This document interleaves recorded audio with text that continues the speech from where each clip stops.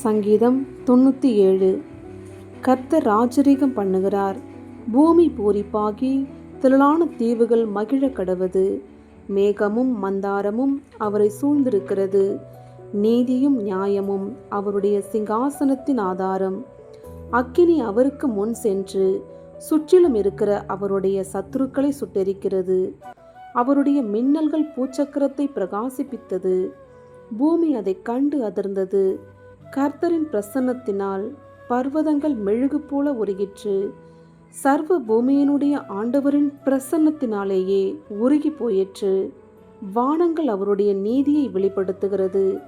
சகல ஜனங்களும் அவருடைய மகிமையை காண்கிறார்கள். சொரூபங்களை வணங்கி விக்கிரகங்களை பற்றி பெருமை பாராட்டுகிற யாவரும் வெட்கப்பட்டு போவார்களாக. தேவர்களே, நீங்கள் எல்லாரும் அவரை தொழுது கொள்ளுங்கள். சீயோன் கேட்டு மகிழ்ந்தது. கர்த்தாவே, உம்முடைய நியாய தீர்ப்புகளின் நிமித்தம் யூதாவின் குமாரத்திகள் களி கூர்ந்தார்கள்.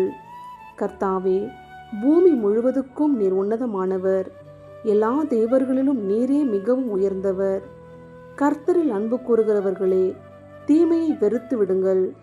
அவர் தம்முடைய பரிசுத்தவான்களின் ஆத்துமாக்களை காப்பாற்றி துன்மார்க்கரின் கைக்கு அவர்களை தப்புவிக்கிறார்.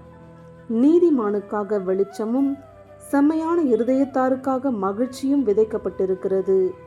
நீதிமான்களே, கர்த்தருக்குள் மகிழ்ந்து அவருடைய பரிசுத்தத்தின் நினைவு கூறுதலை கொண்டாடுங்கள்.